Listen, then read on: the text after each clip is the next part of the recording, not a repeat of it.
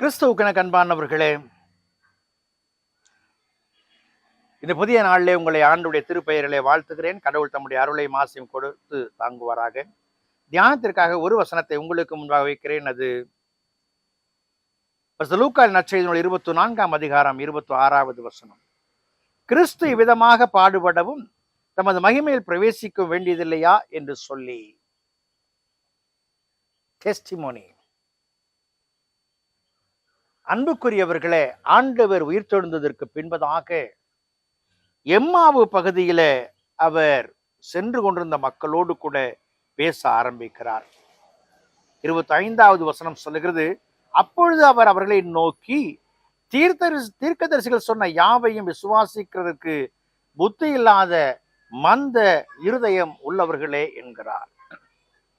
ஒரு காரியத்தை கேட்டுவிட்டோம் என்று சொன்னால் அதனுடைய பிரதிபலிப்பு என்பது சரியாக தடம் மாறாதபடிக்கு அது நடைபெற வேண்டும். அதிலே மாற்றங்கள் வந்தால் அது தெளிவடைய முடியாது. சான்று என்பது இறைவனுக்குள்ளாய் வாழ்ந்து இறைவனுக்கேற்ற கனிகளை தருகிற நிலையாக அது காணப்பட வேண்டும். இன்றைக்கு அநேக மக்கள் எத்தனையோ காரியங்களை என் ஆண்டவர் எனக்கு சொத்தை கொடுத்தார், சுகத்தை கொடுத்தார் என்று சொல்லி சான்று கொடுப்பார்கள், சாட்சி கொடுப்பார்கள். ஆனால் நான் ஆண்டவருக்குள் இருக்கிறேன் என்று சான்று கொடுப்பார்களா என்று சொன்னால் அது கேள்விக்குறிதான். ஆஸ்திக்காக நன்றி சொல்லுகிற சாட்சி, சுகம் பெற்றதற்காக நன்றி சொல்லுகிற சாட்சி, ஆனால் ஆண்டவருக்குள் இருப்பதற்காக சாட்சி கொடுக்கிற நிலைப்பாடு என்பது கடினமாயிருக்கிறது. அப்ரஹாம் லிங்கன் அமெரிக்காவில் ஜனாதிபதியாக இருந்தது ஒரு இருண்ட காலம். உள்நாட்டு குழப்பங்களும் போர்களும் நடைபெற்று கொண்டிருந்த காலம். எதற்கும் கலங்காதவராக ஒவ்வொரு காரியத்தையும் திறமையாய் செய்ய அவர் விரும்பினார்.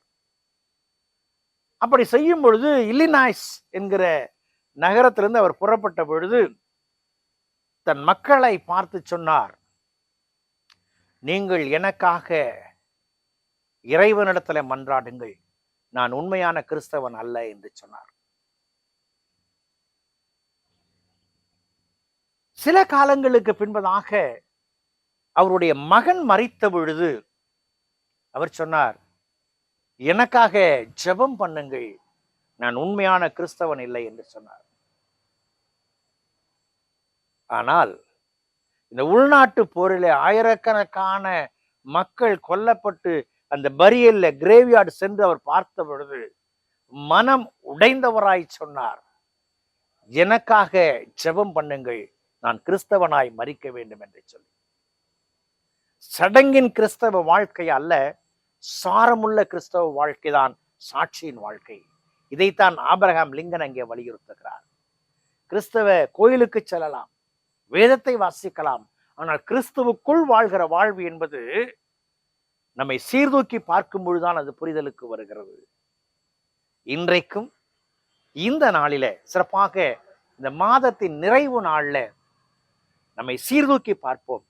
புதிய தடம் பதித்தல், புதிய மாதத்தை சந்திக்கிற நிகழ்வு இறைவனுக்குள் என்று இருக்க பிரயாசப்படுவோம். கடவுள் ஆசீர்வதிப்பார். ஜெபம் செய்வோம். பரிசுத்தமும் கிருபையும் நிறைந்த நல்ல ஆண்டவரே, இந்த நாளுக்காய் இந்த விளைக்காய் நன்றி செலுத்துகிறோம். நாங்கள் உமக்குள் வாழ்ந்து சாட்சி பெற உதவி செய்யும்.